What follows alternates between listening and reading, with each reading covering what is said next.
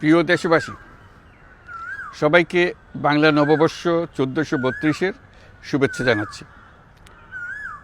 শুভ নববর্ষ। পহেলা বৈশাখ আমাদের প্রাণের উৎসব, বাঙালির সার্বজনীন উৎসব।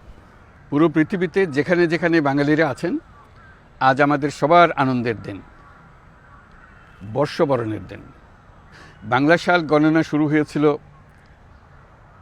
কৃষিকাজের সুবিধার জন্য, ফসলি সন হিসেবে। এখনও এদেশের কৃষকরা বাংলা তারিখের হিসেবেই বীজ বোনেন, ফসল তোলেন। বাংলা নববর্ষের এক অবিচ্ছেদ্য অংশ হালখাতা।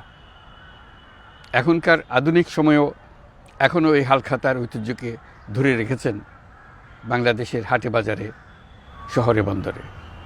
নববর্ষের বৈশাখী মেলায় বাংলাদেশের জেলায় জেলায় উদ্যোক্তারা সারা দেশে ঐতিহ্যবাহী শীতল পাটি, মাটির হাঁড়ি পাতিল, খেলনা, হাত পাখা ইত্যাদি তৈরি করে নিজেদের সৃজনশীলতাকে তুলে ধরেন এই দিনকে উপলক্ষ করে। বাংলাদেশের সংস্কৃতি ও ঐতিহ্য রক্ষায় এবং একে এগিয়ে নিয়ে যেতে আমাদের সবাইকে সক্রিয় ভূমিকা রাখার জন্য অনুরোধ জানাচ্ছি।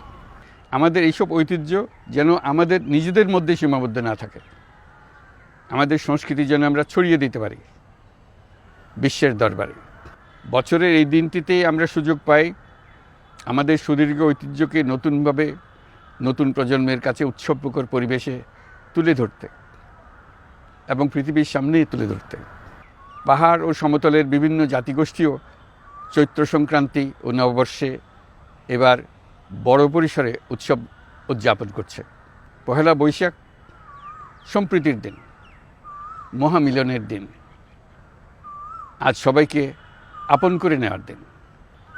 এবারের নববর্ষ নতুন বাংলাদেশের প্রথম নববর্ষ।